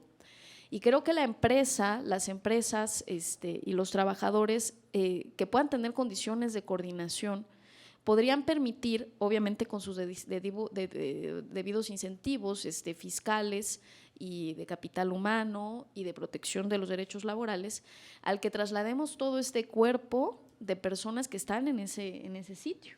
Sí, creo que es para nuestro hemisferio algo fundamental. ¿Por qué? Porque a la vez, pues ya Carlos, visitaste China, pues el nivel de competencia que hay en cuanto a la producción, ¿no? Y los productos y la competencia de mercado, hablándolo secamente como competencia de mercado, deja en otro rango de competitividad a México y propiamente a América del Norte. O sea, tenemos nosotros que respetar los derechos laborales, pero a la vez generar innovación y generar que tengamos una concentración buena de economía formal, ¿no? Hasta ahora, entre empresa y también quienes son sindicalizados, pues es un porcentaje muy pequeño si hacemos un total, ¿no? de cómo está nuestro país. O sea, estamos más o menos, contamos con contratos colectivos o sindicatos, pues son, bueno, poniéndome muy, muy bien, porque faltan muchos por pues menos del 20%, ¿no? O sea, está como por el 12% más o menos, ¿sí? Entonces, pero es fundamental porque las agrupaciones, propiamente agrupación, tanto agrupación empresarial con sus debidas cámaras, con sus debidos consejos, y agrupaciones sindicales, ¿no? Ya sea que se trasladen a confederaciones, ¿sí? Pues la pregunta es ¿cuánto están representando del país? Entonces, quizá ahí está el tema de propiamente la competencia, ¿no? ¿Dónde está yéndose el flujo económico y la capacidad que tenemos para formalizar y cerrar? Entonces, creo que sí es muy bueno y nosotros entender el TEMEC creo que es una oportunidad, ¿no? Obviamente se le tiene que hacer muchos detalles porque como todo hay modificaciones, ¿no? Y por eso le voy a dar yo la palabra al doctor Roberto Cepeda para que nos dé también un cierre, él que tiene experiencias en seguridad, ¿sí? Y que haya estado escuchando y también ha estado investigando, pues cómo dilucidar esta etapa del protocolo y que sea benéfico, ¿sí? Porque tenemos adversidades de frente. No voy a decir su semblanza. Él es doctor en Ciencias Políticas y Sociales con orientación en Relaciones Internacionales de la UNAM, además es maestro en Estudios de América del Norte. Actualmente es coordinador del área de estudios de la integración e investigador de tiempo completo del CISAN de la UNAM. Asimismo, es profesor de de la Facultad de Ciencias Políticas y Sociales de la UNAM y en el posgrado de Ciencias Políticas y Sociales. Pertenece al SNI, o sea, de investigadores nivel 2. Sus principales líneas de investigación se enfocan en las relaciones internacionales en América del Norte. Desde una perspectiva nacional y subnacional, ha sido profesor asociado en varias universidades de México y el extranjero. Ha realizado estancias de investigación en el Instituto de Investigaciones Sociales de la UNAM, en la Universidad de Sheffield, Inglaterra, en la Universidad de Arizona, que por cierto me dijeron hace poco de Arizona que están desarrollando cosas muy interesantes en investigación precisamente de esto y de innovación, y en Tucson y en la Universidad de Regina, Canadá. Y bueno, tiene diversidad de publicaciones, muchas ya las presentamos aquí, ¿no? De Democracia al Rescate, también la cuestión del COVID. Y pues le doy pues, la palabra al doctor. Gracias, Dora. Pues un gusto estar aquí en este evento con un tema que reviste particular importancia, que es el tema laboral. Yo recuerdo cuando empezamos a estudiar justamente la región de América del Norte, el inicio del Tratado de Libre Comercio, por allá en la década de los 90, que se negoció en la administración del presidente Salinas y el presidente Bush por Estados Unidos, pero luego cuando se termina de negociar, de firmar por el Poder Ejecutivo, se da una transición en Estados Unidos, llega el presidente Clinton, ¿no? Del Partido Demócrata, y justo en este proceso de ratificación de parte del Congreso estadounidense, pues se adhieren estos dos, digamos, temas, que es el tema laboral y el tema ambiental. Por eso hay que recordar también en Estados Unidos el Partido Demócrata está más vinculado a los sindicatos, ¿no? Entonces fue una de las demandas de los sindicatos a Clinton que el tema laboral fuera como un anexo, ¿no? Ya lo decía ahorita Ricardo muy bien, en esta primera etapa no era parte del tratado en sí, sino que era como un anexo.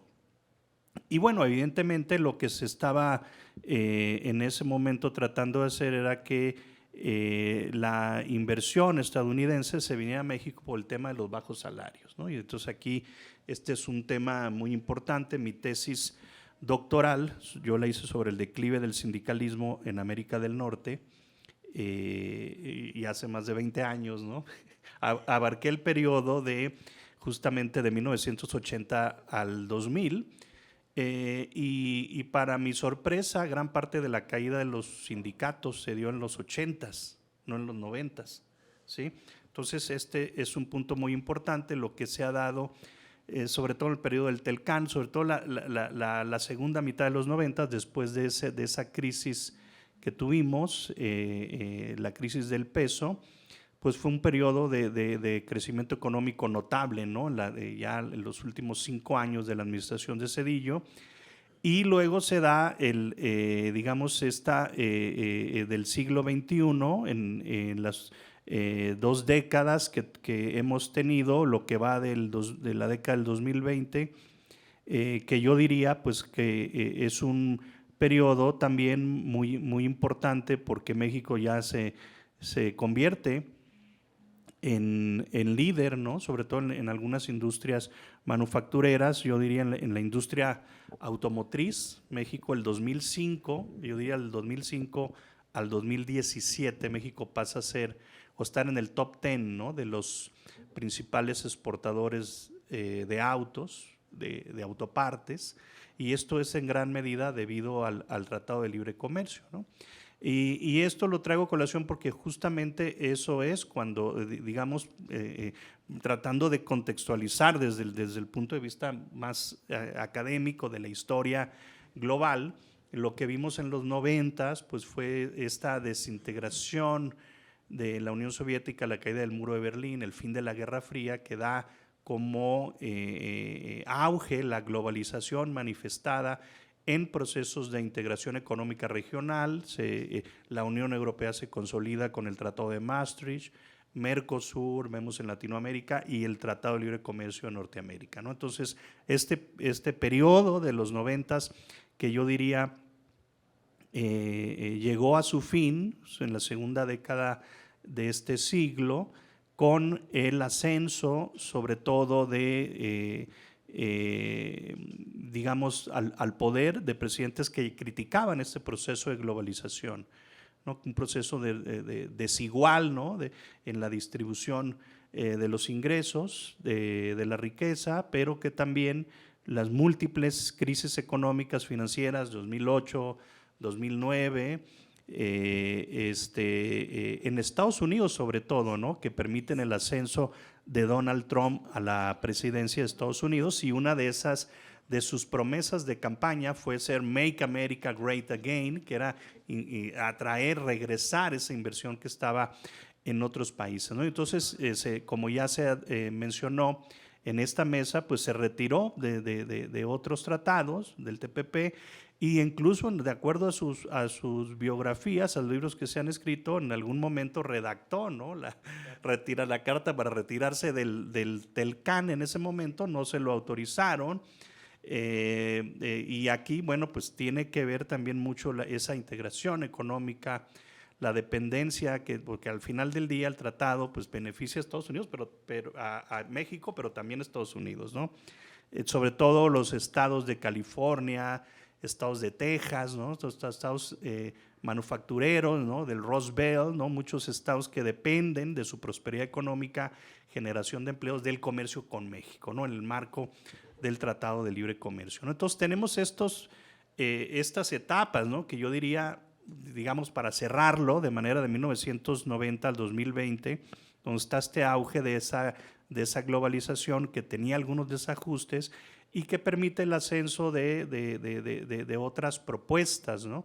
Sí está el tema de la globalización manifestada en bloques regionales, pero con un matiz más, digamos, a favor de los trabajadores, como se ha visto, los puso muy claramente Ricardo en estas generaciones, ¿no?, de los tratados de libre comercio, donde se incluyen estos preceptos laborales. Entonces yo diría, bueno, justamente es en esa renegociación del TELCAN que derivó en el TEMEC, hubo de repente ahí como una etapa donde se detuvieron las negociaciones. Paradójicamente gana el presidente López Obrador, y una de las propuestas del presidente López Obrador era aumentar los salarios, ¿no? Y parte de que se detuvo esa negociación es que justamente era ese aumento del salario que se pedía de parte de Estados Unidos, porque se argumentaba que, bueno, gran parte de o sea, si vemos la producción regional de América del Norte, solamente en la industria automotriz, lo que pasó del 94 al 2017, que se empieza la negociación, gran parte de esa producción se vino hacia México en detrimento de Estados Unidos y de Canadá, ¿sí? Y obviamente también está el tema de los países asiáticos, China entre ellos, porque China el año 2000 no figuraba entre los productores de autos, y siendo que para el 2017 ya era el principal exportador de autos, ¿no? Bueno, pero el tema es que, enfocándonos en América del Norte, pues se argumentaba que México competía de manera desleal por los bajos salarios. Y gran parte de los bajos salarios eran por una falta de representatividad sindical. Yo recuerdo a un líder sindical de Canadá, Jerry Díaz, ¿sí? Ahorita me va a ayudar Carlos para acordarme de qué sindicato era Jerry Díaz, pero un sindicato canadiense. Y luego también los sindicatos estadounidenses decían que en México no se respetaban los derechos laborales. Y era cierto, ¿no? Entonces, evidentemente, los contratos de protección, los sindicatos fantasma que existían en México y que ahora en el TEMEC, en este nuevo TEMEC, y a través de estos mecanismos se ha logrado erradicar, ¿no?, esos sindicatos de protección que iban en detrimento de los trabajadores. Entonces, el argumento de Estados Unidos y de Canadá es decir, los salarios en México están bajos porque no hay un sindicalismo auténtico, porque no se respetan los derechos laborales, a pesar de que México, bueno, estaba adherido a la OIT, y a pesar de que, bueno, entonces yo recuerdo una frase de Néstor de Bueno, un abogado laboral, dice que México tenía muy buenos derechos laborales, ¿no? Pero el problema es que no se respetaban. Entonces ahora este mecanismo sí nos sirve para poner la lupa en estos derechos laborales, ¿no? Entonces yo considero esto muy positivo. Habrá que ver cómo ha aumentado la sindicalización en estos 2 o 3 años, que ahorita decía Dora qué porcentaje de sindicalizados hay en México. Yo recuerdo, escribí un artículo hace algunos años donde hablamos del 9-10% de la población económicamente activa del INEGI que pertenece a trabajadores sindicalizados, y eran datos justamente de la Secretaría del Trabajo y Previsión Social, del apartado A, del sector privado, y del apartado B, que es el sector público, dábamos datos del ISSSTE, ¿no? Entonces, esa gran membresía sindical, que alrededor de 5 millones, poco más, de una franja laboral que en ese momento, que en 2009, cuando escribí mi artículo, eran de poco más de 50 millones, ¿no? Entonces nos hablamos de 10%, pero sin embargo, otros profesores de la UNAM nos decían que de ese 10%, el 5% eran sindicatos fantasma,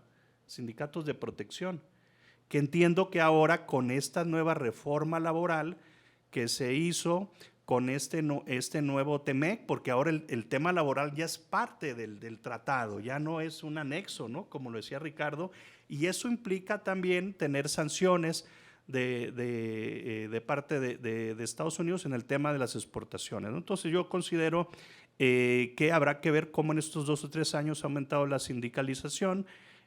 Ahora, Estados Unidos también tiene un porcentaje muy bajo, alrededor del 9%, 10% de sindicalización, no así Canadá. Entonces, Canadá es un país muy distinto a Estados Unidos, ¿no? A pesar de que comparten muchos aspectos en común. Yo diría que alrededor de 30% de la fuerza laboral en Canadá está sindicalizada, ¿no? Yo recuerdo también ese famoso libro de Seymour Lipset, La división continental, ¿no? Cuando nos habla de la historia de Estados Unidos, de los movimientos laborales, porque Estados Unidos es un precursor de los derechos laborales, ¿no? Del 1 de mayo es una huelga que se dio en Chicago, ¿sí? Los mártires de Chicago, ¿no? Por allá en los 1880. Entonces, todos estos movimientos sindicales que surgieron en Estados Unidos, con los Knights of Labor, los caballeros del trabajo, los International Workers of the World, los trabajadores internacionales del mundo, que también eran un tema muy importante. Dice Lipset en este libro que lo que hizo Estados Unidos fue darles a los trabajadores muy buenos salarios para que de tal manera ya no quisieran estar en sindicatos, ¿no? Entonces los salarios de Estados Unidos son mucho más altos que los de México, porque ese era el objetivo, ¿no? Porque viéndonos a esas doctrinas de finales del siglo XIX, donde el tema sindical pues estaba muy vinculado a esa lucha de clases, es decir, pues si hay un partido fuerte, bueno, porque el tema primero era hacer un sindicato fuerte, luego un partido laboral, un partido del trabajo, y de ahí tomar el poder, ¿no? Cosas que se dieron más en Europa, pero en Estados Unidos se bloqueó la creación de un sindicalismo fuerte, ¿no? Como a través de tener salarios más competitivos, ¿no? Entonces, al final del día, pues yo creo que en esta administración se ha favorecido mucho a los trabajadores, 20% de aumento del salario mínimo en promedio en estos últimos años.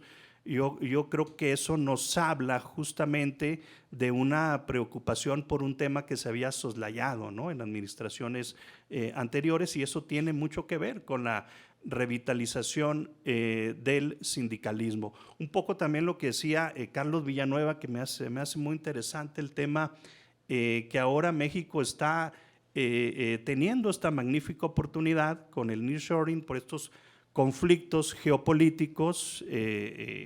Recuerdo cuando entra el presidente Trump y no solamente se va en contra de los tratados de libre comercio, sino también impone aranceles, tarifas al comercio con China. Entonces, más o menos del 2017 a la fecha, llegó Biden. Muchos pensaban que iba a cambiar esa política comercial, pero no, Biden lo mantuvo ahí. Entonces, ahí sigue esa guerra comercial. Entonces, bueno, esto se acentuó con el COVID porque la desarticulación, los procesos más lentos en las cadenas globales de valor, el conflicto de Rusia y Ucrania, y en fin, ¿no? Todos estos conflictos geopolíticos lo que han hecho es decir, los inversionistas han dicho, bueno, hay que retraer la inversión más cercana, ¿no? Lo que antes fue el offshoring, ahora es el nearshoring. ¿Y México lo está aprovechando, sí o no? Bueno, pues tenemos que algunos datos, como ya decía Carlos Villanueva, pasamos a la 12ª economía del mundo en 2024, dicen los organismos internacionales, es muy factible. Ya superamos a Corea del Sur, Australia, ¿no? Entonces estamos de la 14 a la 12, y algo que no veíamos desde hace al menos 2 décadas. La inversión extranjera también parece, bueno, el tema de las exportaciones. La noticia a mediados de este año fue que México superó a China como el primer socio comercial de Estados Unidos, ¿no? Entonces, eso es algo que también es una muy buena noticia para México. Entonces, aquí está la gran incógnita, ¿no? Cómo todo eso se tiene que dar. Decía Dora, vamos a lograr justamente ese México más competitivo, con mayor auge en el comercio, en las exportaciones, pero al mismo tiempo sin socavar los derechos laborales. Yo creo que está este marco legislativo apropiado en el ámbito nacional, está el ámbito, esta gobernanza regional laboral que se da por medio del TEMEC. Entonces, bueno, vamos a, digamos, aprovechar todo esto, ¿no? Este corporativismo que se dio desde el siglo pasado, ¿sí? Que donde esos eran sindicatos fuertes, ¿no? Porque los sindicatos eran parte del partido hegemónico, ¿no? Todo que al mismo tiempo permitió que los trabajadores tuvieran derechos sociales, ¿no? Seguridad social, que tuvieran vivienda, que tuvieran acceso a otros servicios que no lo tendrían siendo sindicalizados. Ahora, todo ese corporativismo que decía Philip Smither era un corporativismo de Estado, porque sí, los trabajadores estaban sentados en la mesa de negociación, pero era para decirles lo que van a hacer, para imponerles, ¿no? Ahora tenemos esa oportunidad de transitar hacia una nueva forma de sindicalismo, como también lo decía Carlos, ¿no? Con el CATEM, y que se reemplacen esas formas sindicales otroras anteriores que caracterizaban las relaciones entre Estado, entre empresa, ¿sí? Trabajadores por medio de sindicatos, y que decía Philip Smither en ese artículo que habla del corporativismo, que el corporativismo social, que es por ejemplo lo que caracteriza a los países europeos como Suecia, entre los países escandinavos. Ahorita hablábamos de las tasas de sindicalización. Si uno tiene un discurso en contra del sindicalismo, pues basta ver esas estadísticas laborales en Europa, donde 9 de cada 10 trabajadores están sindicalizados en Islandia, en Finlandia. Estos países, por ejemplo, como Bélgica, donde hay este corporativismo social, donde muchos de los derechos laborales se dan a través justamente de los sindicatos. Ciertos países europeos, obviamente, donde el sindicalismo es muy fuerte, ¿sí? Y son países, digamos, competitivos, son países que tienen una mano de obra competitiva. Y aquí otro tema que yo he registrado, justamente este proceso del nearshoring se da porque en México una de las características, y estamos cercanos geográficamente, esto disminuye los costos de transporte, pero también está el tema laboral. Desde el 2012 a la fecha es más alto los salarios en China que en México. O sea, hay un proceso de desvinculación que venimos desde el 2000 a la fecha donde se cruzan, ¿no? Precisamente de tal manera que en México los salarios están más bajos, pero al mismo tiempo es una mano de obra laboral más competitiva, más productiva. Entonces todavía tenemos camino por recorrer. Y bueno, yo termino aquí cerrando diciendo que estamos entrando en esta nueva etapa de consolidación que se vio un poco interrumpida por el COVID, pero que ahora ya en los años de post-COVID ha aumentado justamente esa actividad comercial de México a Estados Unidos, $800 mil millones de dólares, que no había crecido, si vemos, por ejemplo, del 2000 al 2019, una tasa de crecimiento de comercio que ahora ha sido mayor 2021 y 2022, y esta es una gran oportunidad para favorecer a los trabajadores, para revitalizar el movimiento sindical y para que aprovechar este momento geopolítico que favorece a México. Muchas gracias. Muchas gracias, doctor Roberto. La verdad es que esto da para una extensión amplísima, porque estamos sobre la discusión de algo que no se ha experimentado, ni en la forma ni en el modelo del régimen, o sea, hablando régimen como esta composición de instituciones, no solo del Estado, o sea, la familia, por ejemplo, es una institución.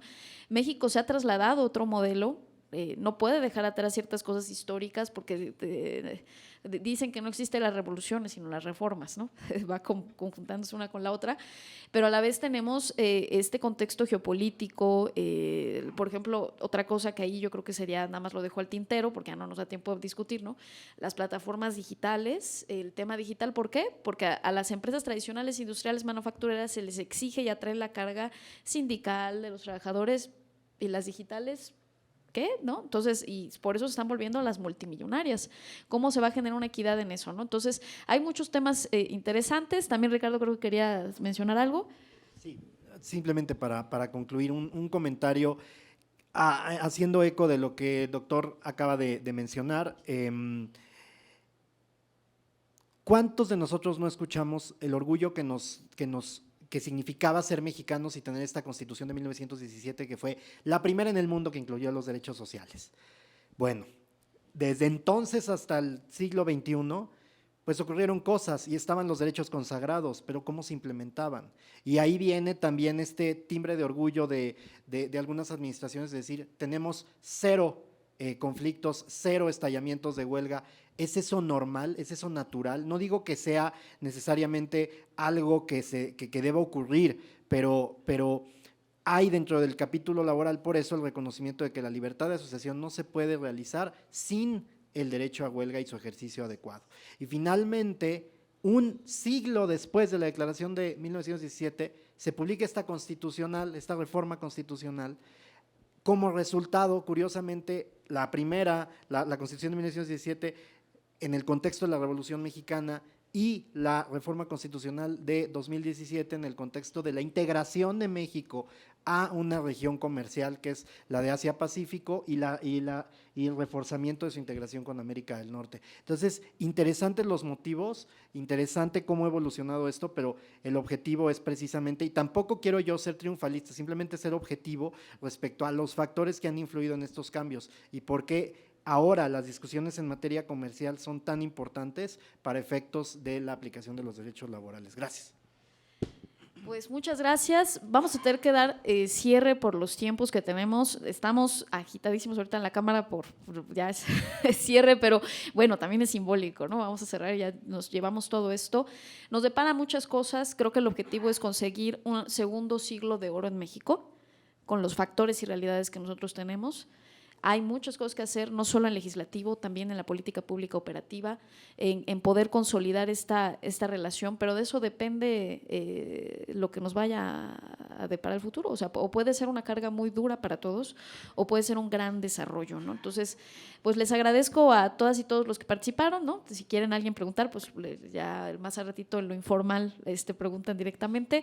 Y pues con esto damos cierre a la Cátedra Bicentenario de Estudios sobre los Estados Unidos. Queda ahí.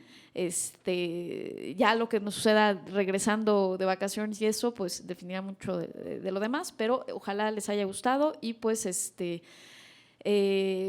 tengan excelentes vacaciones, ¿no? Y Navidad, y pues vamos para adelante, ¿no? Vamos para que México consiga grandes alturas y oportunidades en esto. Bueno.